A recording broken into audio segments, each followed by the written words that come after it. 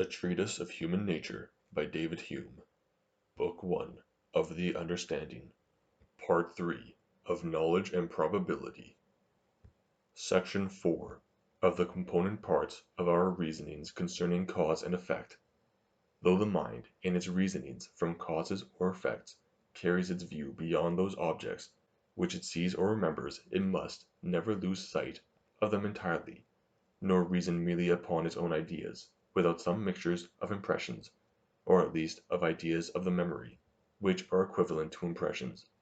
When we infer effects from causes, we must establish the existence of these causes, which we have only two ways of doing,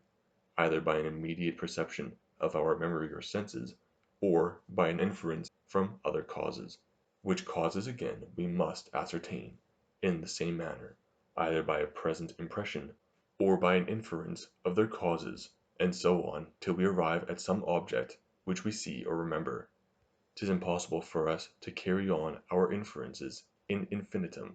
and the only thing that can stop them is an impression of the memory or senses, beyond which there is no room for doubt or inquiry. To give an instance of this, we may choose any point of history and consider for what reason we either believe or reject it.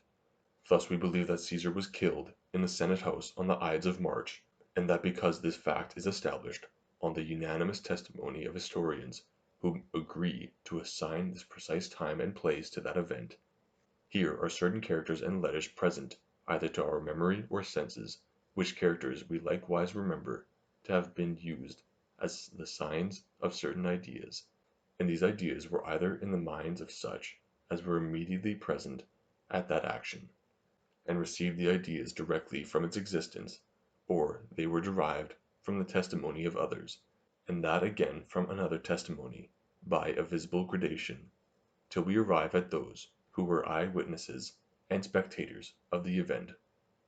'Tis obvious all this chain of argument or connection of causes and effects is at first founded on those characters or letters which are seen or remembered, and that without the authority either of the memory or senses our whole reasoning would be chimerical and without foundation.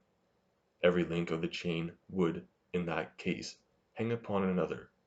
but there would not be anything fixed to one end of it, capable of sustaining the whole, and consequently there would be no belief nor evidence, and this actually is the case with all hypothetical arguments or reasonings upon a supposition,